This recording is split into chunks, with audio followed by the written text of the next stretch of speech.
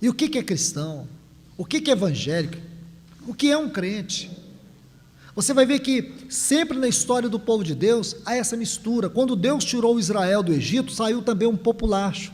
E sabe quem foi que introduziu as primeiras práticas de murmurações? Quem muitas vezes perverteu o caminho do povo de Deus? Aquele populacho que saiu com eles do Egito. Havia muitas pessoas que seguiam Jesus, eles eram chamados de multidão, mas havia também os discípulos, os seguidores do Cordeiro.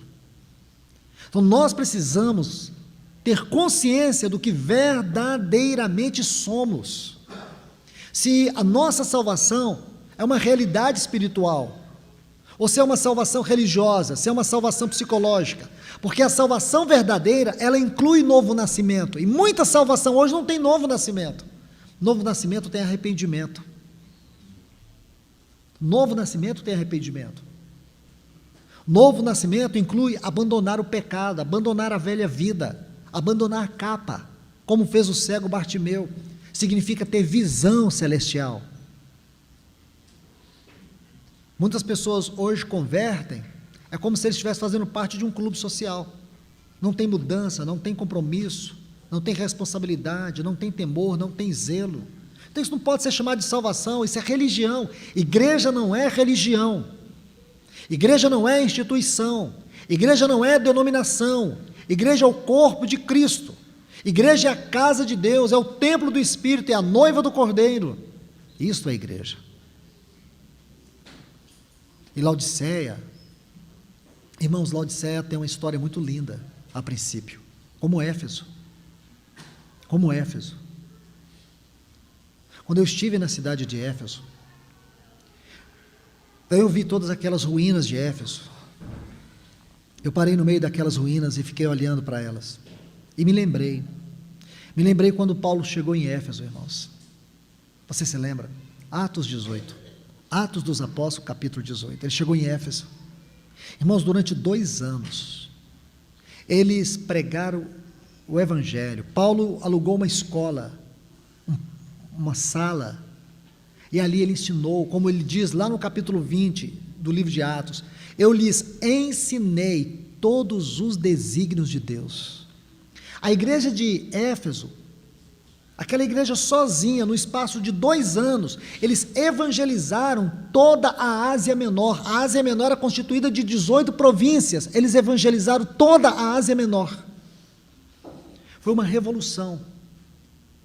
Digo para vocês que o que estava acontecendo em Éfeso era maior do que o que aconteceu em Jerusalém e também em Antioquia. Porque Éfeso se tornou uma grande ferramenta de Deus que trouxe um grande impacto sobre todas aquelas regiões, aquelas cidades. Aí me lembrei, quando Paulo está voltando da 3ª viagem missionária, ele passa lá em Mileto, aí diz assim, que de Mileto ele mandou chamar os presbíteros de Éfeso. Atos 20. Aí no versículo 28 ele diz assim, atendei por vós e por todo o rebanho, qual o Espírito Santo vos constituiu bispo para pastoreardes a igreja de Deus. Eu receio que após a minha partida, lobos vorazes penetrem sorrateiramente no rebanho e arrebate as vossas almas. Eu fui lembrando dessas palavras.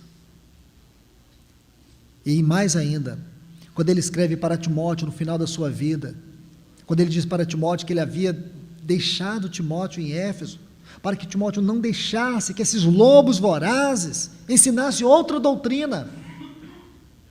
E por último,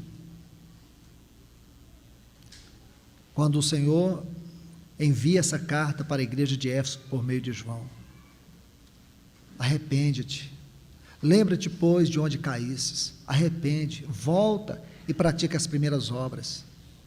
Aí aqui eu parei, irmãos, olhei novamente para aquelas ruínas, aí eu concluí, Éfeso não se arrependeu, por isso que ela se tornou essas ruínas. Todas aquelas ruínas ali de Éfeso, era clara demonstração que eles não se arrependeram.